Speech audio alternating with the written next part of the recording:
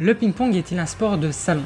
C'est ce que j'entends beaucoup quand je dis que je pratique du tennis de table en club. Même si cette idée s'est atténuée après la performance des frères Lebrun au JO de Paris 2024, je trouve que ce sport mérite encore beaucoup plus de reconnaissance, surtout qu'il nécessite des très bons réflexes, des jambes solides et une excellente endurance. Salut à tous, c'est Lidono, photographe et vidéaste officiel pour vous servir. Bon visionnage.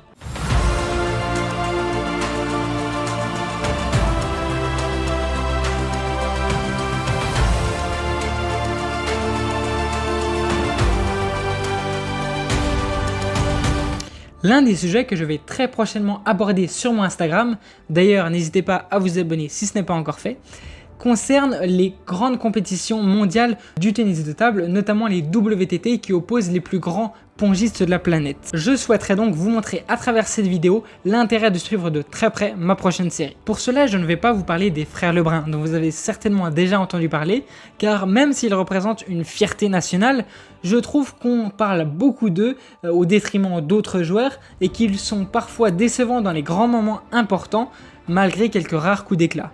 Mais aujourd'hui, je vais vous parler de 3 autres pongistes qui, croyez-moi, valent le détour. Truls Morgard. Ce nom ne vous dit peut-être rien, mais cet athlète suédois a tout de même réussi l'exploit de remporter 2 médailles d'argent en simple et en par équipe au JO de Paris 2024 devant les frères Lebrun. Vous avez peut-être aussi vu son incroyable coup du serpent en finale des JO contre le légendaire Fan Zhendong qui a fait le tour des réseaux, mais aussi sa raquette unique et son style de jeu si particulier qui personnellement m'ont fait adorer regarder le ping mondial à l'époque sur RMC Sport et aujourd'hui sur la chaîne L'Équipe. Et ce qui m'a tout de suite marqué chez lui, c'est son mental complètement dingue avec ses cris à chaque point marqué et sa célébration devenue mythique. Si vous découvrez le ping, je vous invite vraiment à aller voir des compilations de ses meilleurs points, mais aussi à aller découvrir les contenus de la chaîne L'Œil Sport qui propose des vidéos très intéressantes sur les pongistes incontournables. Wang Chuqin, le maître du ping mondial, le numéro 1 actuel et la référence à suivre dans le ping mondial, notamment en Chine où il est extrêmement populaire. Après la fin de carrière de Ma Long et Fan Zhendong, qui sont parmi les meilleurs joueurs de l'histoire de ce sport, c'est lui qui a repris le flambeau du sommet mondial en gagnant tout sur son passage, que ce soit en simple, en double messieurs, en double mixte avec la légendaire Xu Yingxia, mais aussi par équipe où la Chine continue de dominer le monde, même si elle se fait petit à petit rattraper par des équipes européennes notamment. Il a remporté la quasi-totalité des grands tournois WTT en 2025, à l'exception du Smash en Suède remporté par vous savez qui.